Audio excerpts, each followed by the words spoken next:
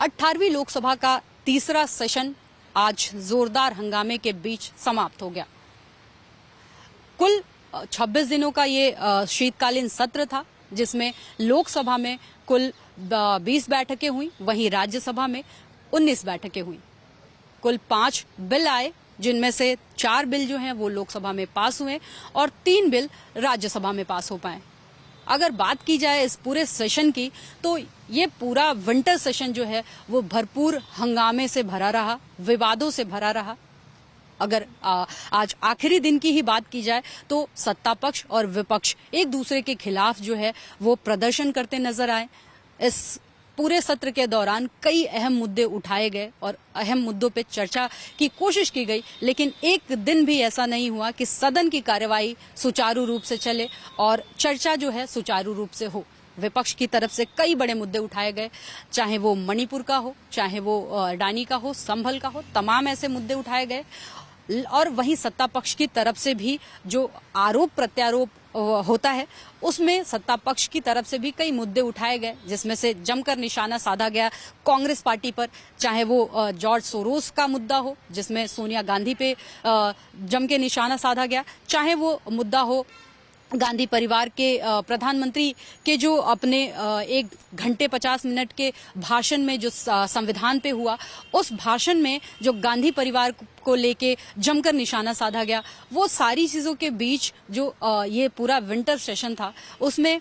कहीं भी एक दिन भी अगर कहा जा सकता है कि सुचारू रूप से सत्र चला तो नहीं चल पाया, क्योंकि हर दिन जो है विपक्ष नजर आया प्रदर्शन करते हुए। हर रोज विपक्ष ने लगभग 10:30 बजे का समय निर्धारित किया था, जब मकर द्वार पे विपक्ष की तरफ से प्रदर्शन किया जाता था अलग अलग मुद्दों पे, चाहे वो अडानी मुद्दा हो, मणिपुर मुद्दा हो। हर रोज मुद्दों को लेकर प्रदर्शन किया गया, बार बार कोशिश की गई कि सत्ता पक्ष की तरफ से उनके उठाए जा रहे मुद्दों पे बातचीत हो, लेकिन वहीं सत्ता पक्ष की तरफ से बार बार ये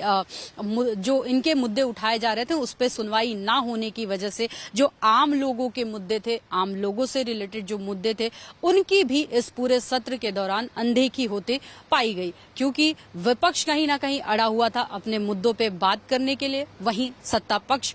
भी अड़ा हुआ था कि उन मुद्दों पे सत्ता पक्ष की तरफ से बातचीत नहीं हो रही थी। इस आपसी नोक-झोंक में जो आम लोगों के मुद्दे थे वो कहीं ना कहीं दबते हुए नजर आए, उन मुद्दों पे बात नहीं हो पाई। संविधान को लेकर चर्चा हुई, 13 से 14 दिसंबर का दिन निर्धारित किया गया संविधान पे चर्चा को लेकर। उसके बाद इस संविधान की चर्चा के दौरान जो है कुछ ऐसी बातें हुई, जैसे गृह मंत्री अमित शाह का संविधान को लेके जो अभिभाषण हुआ, उसमें एक विवादित बयान निकल के सामने आया, जिसके बाद काफी हंगामा हुआ। पूरे सदन का जो आखिरी वक्त था वो जोरदार हंगामा भरा रहा, क्योंकि अमित शाह के अभिभाषण में जो बाबा साहेब अम्बेडकर को लेके बयान दिया गया, उसको लेके विपक्ष ने जमकर हल्ला बोला। अमित शाह के इस्तीफे की मांग की जाने लगी, इस्तीफे की मांग की गई और अमित शाह को या तो बर्खास्त किया जाए, माफी मांगने की मांग की जाने लगी, तमाम तरीके की मांग हुई। इसको लेके जब